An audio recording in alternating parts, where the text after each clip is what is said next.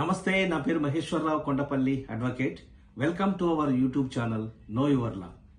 ఈరోజు మన సబ్జెక్ట్ వచ్చి చెక్ బౌన్స్ కేసులలో ట్రయల్లో ఉన్నప్పుడు ఫిర్యాదుదారుడు కానివ్వండి లేక నేరస్తుడు కానివ్వండి, అంటే డబ్బులు ఇచ్చినవారు కానివ్వండి అప్పు పుచ్చుకున్నవారు కానివ్వండి, చనిపోయినట్లయితే ఆ కేసు యొక్క పరిస్థితులు ఏంటి అనే అంశం మీద కొన్ని విషయాలను మనము తెలుసుకుందాం.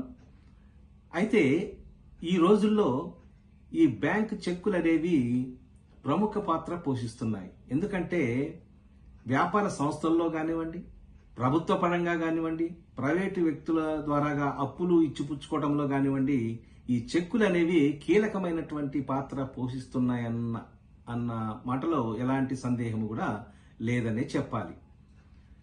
అయితే డబ్బులు ఎవరైతే అప్పు తీసుకుంటారో వాళ్ళు ఈ రోజుల్లో చెక్కు అవతల వ్యక్తికి ఇవ్వడం అనేది సర్వసాధారణంగా జరుగుతుంది. తర్వాత ఈ అనుకున్న టయానికి, నిర్ణీత సమయానికి అప్పు తీసుకున్నటువంటి వ్యక్తి ఆ అప్పు తీర్చకపోవడం వల్ల అప్పు ఇచ్చిన వాళ్ళు ఏం చేస్తున్నారంటే ఆ చెక్కును తీసుకెళ్లి బ్యాంకులో ప్రజెంట్ చేసినప్పుడు ఆ అవతల వ్యక్తి యొక్క అకౌంట్లో డబ్బులు లేవని చెప్పేసి ఆ చెక్కు డిజానర్ అవటము జరుగుతుంది.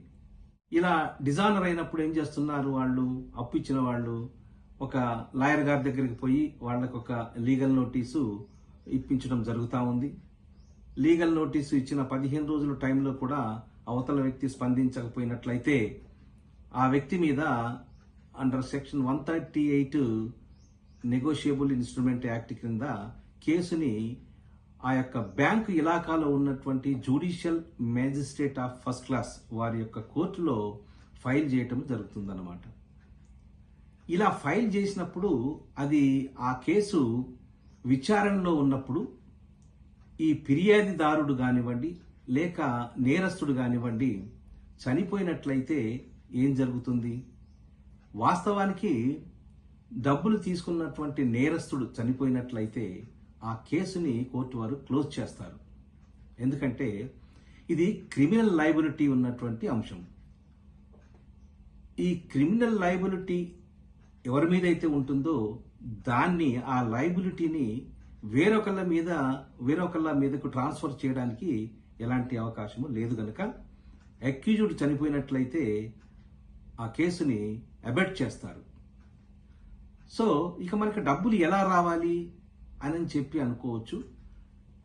ఉన్నదల్లా ఒకటే మార్గము. అదేంటయ్యా అంటే ఇప్పుడు సివిల్ సూట్ ఫైల్ చేసుకోవాలి. పలానా వ్యక్తి నాకు డబ్బులు ఇవ్వాలి, పలానా చెక్ ఇచ్చాడు, అది డిజాయినర్ చనిపోయాడు, ఇట్లా సంగతి పరిస్థితులన్నీ రాస్తూ ఒక లాయర్ గారి ద్వారాగా ఒక సివిల్ కోర్టులో ఒక సివిల్ సూట్ వేసుకున్నట్లయితే, అలా ప్రయత్నం చేసినట్లయితే కొంతవరకు సక్సెస్ అయ్యే అవకాశము ఉంటుంది. ఇక మరో ప్రక్క డబ్బులు ఇచ్చినటువంటి ఫిర్యాదుదారుడు చనిపోయినట్లయితే ఏమవుతుంది?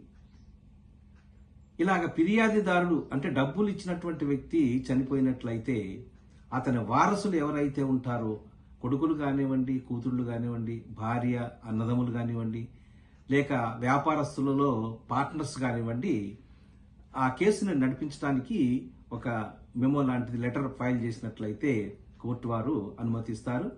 అలా వాళ్ళు ఇంప్లీడ్ అయిపోయి ఆ కేసులో ఆ కేసును నడిపించడానికి అవకాశం ఉంటుంది. ఎవరైతే ఈ చనిపోయిన ఫిర్యాదుదారుడు తరపున ఈ కేసును నడిపిస్తుంటారో ఆ డబ్బులు ఎప్పుడు ఇచ్చారు, ఎక్కడిచ్చారు, ఎన్ని ఇచ్చారు అనే అంశాలని రుజువు చేసుకునే బాధ్యత ఎంత మాత్రము ఉండదు. ఎందుకంటే ఉన్నటువంటి డాక్యుమెంట్స్ వాటిని పట్టి సాక్ష్యాధారాలు అంటే డాక్యుమెంటరీ సాక్ష్యాధారాన్ని బట్టి కోర్టు వారు డిసైడ్ చేస్తూ ఆ యొక్క కేసుని నడిపించేటటువంటి అవకాశం ఉందన్నమాట. ఈ చెక్కుల విషయంలో చాలా జాగ్రత్తగా ఉండవలసినటువంటి అవసరం ఎంతైనా ఉంది. డేటు వేయకుండా ఎంటీ చెక్ మీద సంతకాలు తీసుకొని అది ఇస్తుంటారు. అది తీరా కోర్టులో వేసేటప్పుడు తీసుకున్న డబ్బులు 1,00,000, 2,00,000 ఉంటే అవి 4 లక్షలకి, 5 లక్షలకు వేస్తుంటారు. ఇలా చాలా ఇబ్బందుల పాలు అయ్యేటటువంటి అవకాశము ఎంతైనా ఉంది. కనుక ఈ చెక్కులు ఇవ్వడం అనేది జరగకుండా చూసుకోవడం చాలా మంచిది. ఎందుకంటే సంతకం ఒకసారి చెక్ మీద పెట్టిన తర్వాత అది నా సంతకము కాదు అని ఎవరు కూడా అనలేరు. ఒకవేళ ఎవరైనా ఇది నా సంతకం కాదు అన్నట్లయితే అప్పుడు మరి ఎదుటి పార్టీ వారు కూడా ఆయన సంతకాన్ని శాంపుల్ సిగ్నేచర్స్ తీసుకొని ఎఫ్ఎస్ఎల్కి పంపించడం, అంటే ఫారెన్సిక్ ల్యాబొరేటరీకి పంపించడం, ఈ సంతకం ఈయనదా కాదా అని చెప్పేసి నిర్ధారణ చేసుకోవడానికి పంపిస్తారు. అప్పుడైనా డబ్బులు కట్టకుండా ఉండడానికి కుదరదు. సో ఫ్రెండ్స్, ఈ వీడియో మీకు నచ్చినట్లయితే లైక్ చేయండి, షేర్ చేయండి, సబ్స్క్రైబ్ చేయండి. నమస్తే.